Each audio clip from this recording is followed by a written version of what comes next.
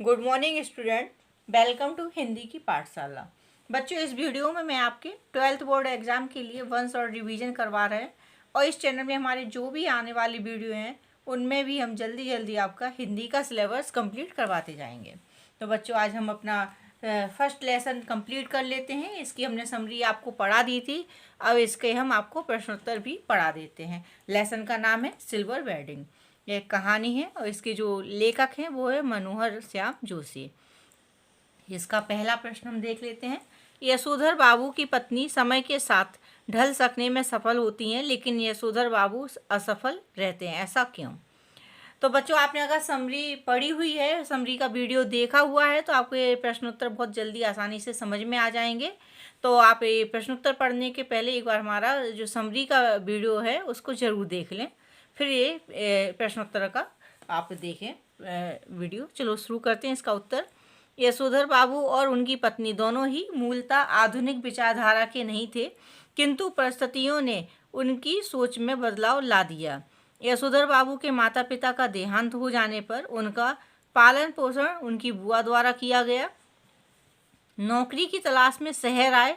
यशोधर बाबू को आर्थिक मदद कर नौकरी में लगवाने वाले किसंदा उनके आदर्श बन गए। क्या हुआ, जब वो नौकरी की तलाश में शहर आए तो उनका किसी को वो नहीं जानते थे, तो उनकी आर्थिक मदद की थी किन्होंने? किसंदा ने, और फिर उनको नौकरी पर भी लगवाया था, इसलिए वो उनके आदर्श बन गए।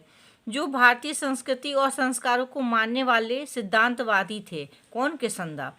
अतः किसंदा के संरक्षण और सानिध्य के कारण यशोधर बाबू स्वयं को जमाने के अनुरूप और बच्चों के आधुनिक सोच में नहीं ढाल पाए। वहीं दूसरी ओर उनकी पत्नी संयुक्त परिवार में जिम्मेदारियों के बोझ तले दबे रहने के कारण अपनी इच्छाओं का दमन करती रहीं, किंतु बच्चों के आग्रह पर वह स्वयं को आधुनिकता के लिबास में ढालने और अपनी अतृप्त इच्छाओं को पूरी करने का अवसर प्राप्त कर वह समय के साथ स्वयं को बदल लेना सही मानती हैं, इसलिए वह सफल हो जाती हैं। दूसरा प्रश्न, पाठ में जो हुआ होगा वाक्य की आप कितनी अर्थ छवियां खोज सकते हैं या सकती हैं? पाठ में जो हुआ होगा कि कई अर्थ छवियां हो सकती हैं। यूं तो पाठ में जो हुआ होगा कि पुनरावृत्ति 4-5 बार हुई है, जहां हर वाक्यांश में अर्थ बदल जाते हैं। सबसे पहली बार अपने बिरादरी के व्यक्ति से मृत्यु का कारण पूछना, तब जो हुआ होगा अर्थात पता नहीं। दूसरी बार यशोधर बाबू की सोच में जिन लोगों के बाल बच्चे नहीं होते, घर परिवार नहीं होता, उनका जो रिटायर्ड के बाद जो हुआ होगा से मौत हो जाती है, अर्थात अपनों के अभाव में देखभाल ना हो पाने के कारण। तीसरी बार संध्या पूजन में ध्यान किए हुए यशोधर बाबू को किसंदा दिखाई पड़ने पर उनसे जो हुआ होगा से कैसे मर गए पूछते हैं। तब गृहस्थ हो, ब्रह्मचारी हो, अमीर हो, गरीब हो, जो हुआ होगा से ही मरते हैं, अर्थात व्यक्ति अकेले जन्म लेता है और अकेले जाना पड़ता है। यही जन्म और मृत्यु का नियम है। चौथा, अंतिम बार ड्रेसिंग गाउन पहने यशोधर बाबू के अंगों में किसंदा उतर आते हैं। उस समय बेटा भूषण द्वारा ड्रेसिंग गाउन पहनकर दूध लाने की बात यशोधर जी को चुभ जाती है। तब उन्हें किसंदा की मौत जो हुआ होगा से हुई है बात याद आती है, अर्थात अपनों के होते हुए भी साथ ना होने का एहसास उन्हें दुखी कर देता है। इस प्रकार पता नहीं क्या हुआ होगा, अपनों का अभाव, जन्म मृत्यु का नियम और सपनों के होते हुए भी परायों जैसा व्यवहार ही व्यक्ति की मृत्यु के लिए पर्याप्त कारण बन जाती हैं। यही छवियां सामने आती हैं। तीसरा, समहाउ इम्प्रॉपर वाक्यांश का प्रयोग यशोधर बाबू लगभग हर वाक्य के प्रारंभ में तकिया कलाम की तरह करते हैं। इस वाक्य का उनके व्यक्तित्व और कहानी के तथ्य में क्या संबंध बनता है? उत्तर, पूरी कहानी में समहाउ इम्प्रॉपर शब्द की पुनरावृत्ति कई बार हुई है। समहाउ इम्प्रॉपर का अर्थ है कुछ ना कुछ सही नहीं है, अर्थात कुछ गलत है। यशोधर बाबू जैसे संस्कारी सिद्धांतवादी परंपराओं को मानने वाले व्यक्ति को आधुनिक विचारधारा और पाश्चात्य संस्कृति से प्रभावित नई पीढ़ियों के लोगों का रहन सहन, व्यवहार, भौतिक सुख सुविधाओं की वस्तुएं उचित नहीं लगती थी, अतः वे समहाउ इम्प्रॉपर शब्द कहकर उस परिस्थिति विशेष में असहजता को व्यक्त करते थे। वे उस विशेष परिस्थिति में स्वयं को बदलकर सामंजस्य बिठा पाने में असमर्थ होते थे, जो उनके व्यक्तित्व में के लिए मैं मुर्गी की एक टांग या लकीर के फकीर होने जैसे कहावत उचित लगते हैं। सिल्वर वेडिंग पार्टी पर साधारण पुत्र के असाधारण बेटन पर केक काटने की परंपरा पर, घर में गैस फ्रिज आने पर, बेटी के पतलून व सैंडो ड्रेस पहनने पर, पत्नी की बिना बहा की ब्लाउज और ओंठों पर लाली लगाने पर आदि कई जगहों पर कहे गए समहाउ इम्प्रॉपर शब्द यशोधर बाबू द्वारा पीढ़ी अंतराल के परिवर्तन को नकारने वाले एवं स्वयं को वक्त के साथ संशोधित या संवर्धित न कर पाने के व्यक्तित्व को व्यक्त करता है, जो कि परिवर्तन सृष्टि का नियम है के अनुरूप आवश्यक है। प्रश्न नंबर 4, वर्तमान समय में परिवार की संरचना स्वरूप से जुड़े आपके अनुभव इस कहानी से कहाँ तक सामंजस्य बिठा पाते हैं? वर्तमान समय में परिवार की संरचना व स्वरूप इस कहानी की मूल संवेदना है। नई पीढ़ी और पुरानी पीढ़ी के विचारों, सिद्धांतों, मान्यताओं और व्यवहारों में काफ़ी अंतर आ गया है।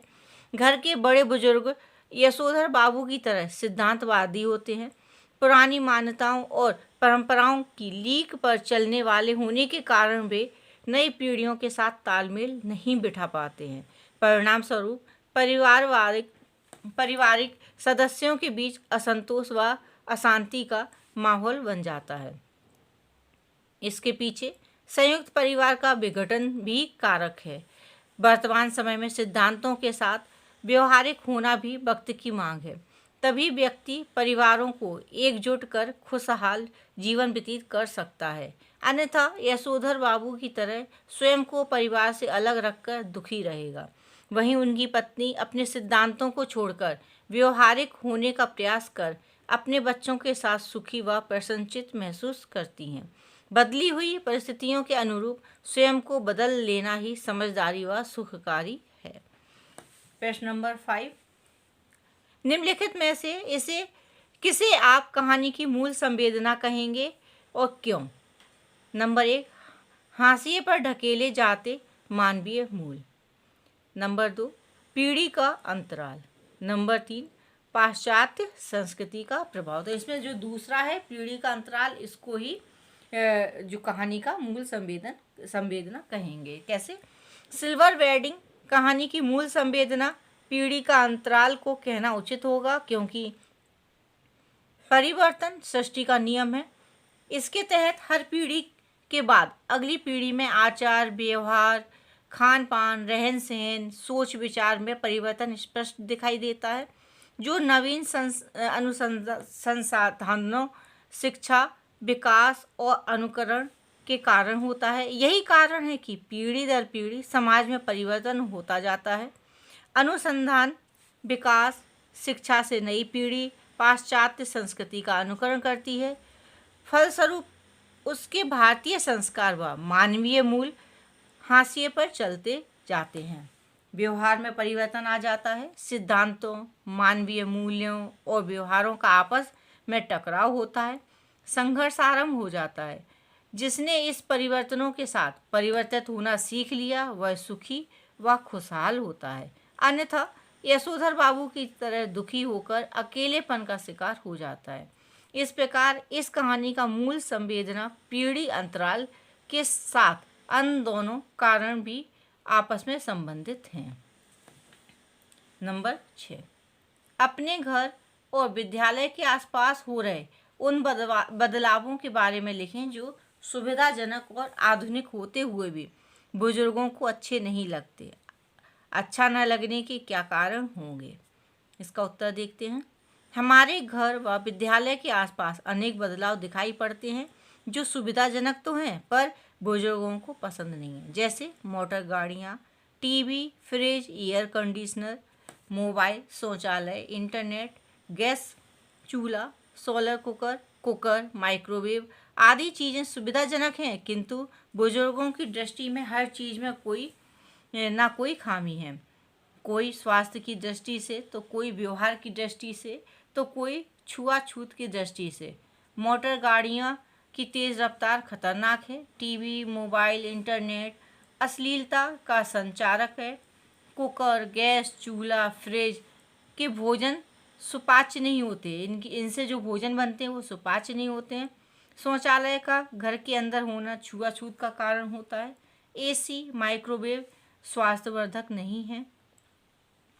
इन सब कारणों से वे इन वस्तुओं व बदलाव को अपनी संस्कृति व सभ्यता के खिलाफ मानकर पसंद नहीं करते हैं। अब ये जो अन्य महत्वपूर्ण प्रश्न है उनको भी हम देख लेते हैं।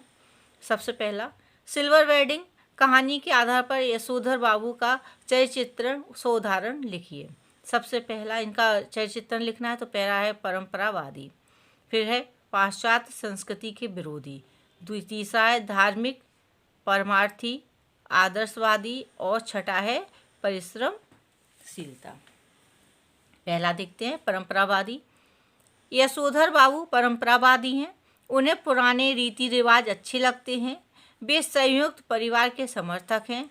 उन्हें पत्नी व बेटी का संवरना अच्छा नहीं लगता है। घर की भौतिक चीज़ों से उन्हें चिढ़ है। पाश्चात्य संस्कृति के विरोधी देख लेते हैं। यशोधर बाबू सिल्वर वेडिंग मनाना, पतलून, सैंडो, ड्रेस, बिना वहा की ब्लाउज, केक काटना आदि को पाश्चात्य संस्कृति की देन मानते हैं।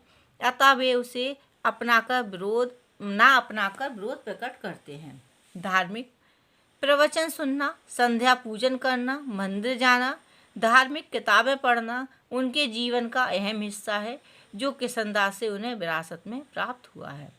परमार्थी, नाते रिश्तेदारों की ज़रूरत के वक्त मदद करना, निराश्रय को आश्रय देना, यही भी किशनदास से सीखा था। उन्हें भी शहर में किशनदास ने ही आश्रय दिया था। यही वजह है कि उनके अंदर दूसरों की मदद करने की प्रवृत्ति है। आदर्शवादी,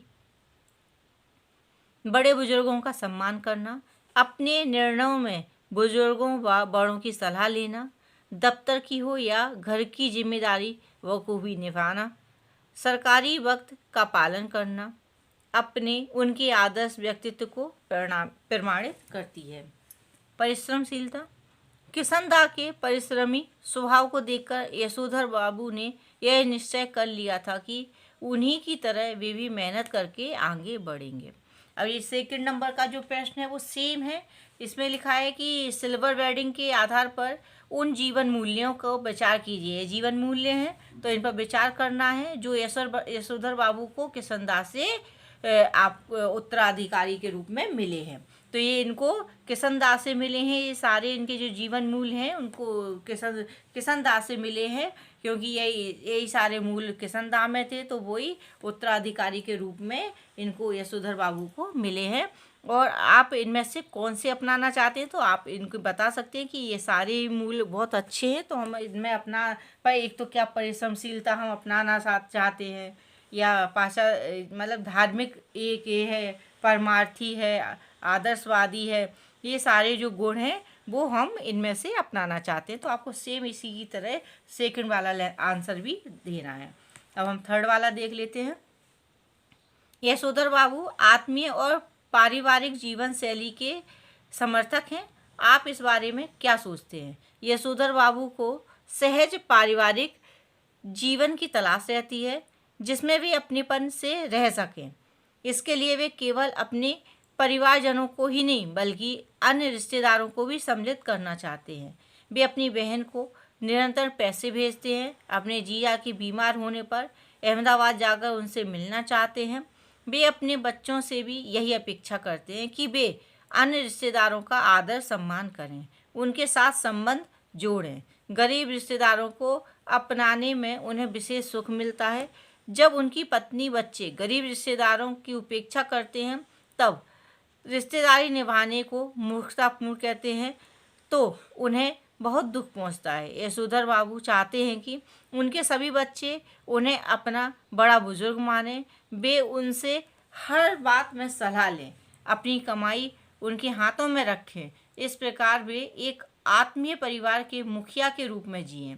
मेरा विचार है कि वे मुखिया हैं तो मुखिया जैसा मान सम्मान चाहेंगे ही, उनका चाहना ठीक है, परंतु उन्हें बच्चों के साथ मित्रता का व्यवहार करना चाहिए, तभी उनके बच्चे उनका सम्मान करेंगे।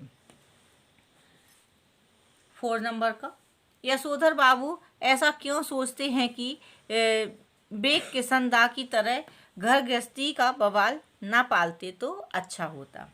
यशोधर बाबू परंपरा को मानने व बनाए रखने वाले इंसान थे।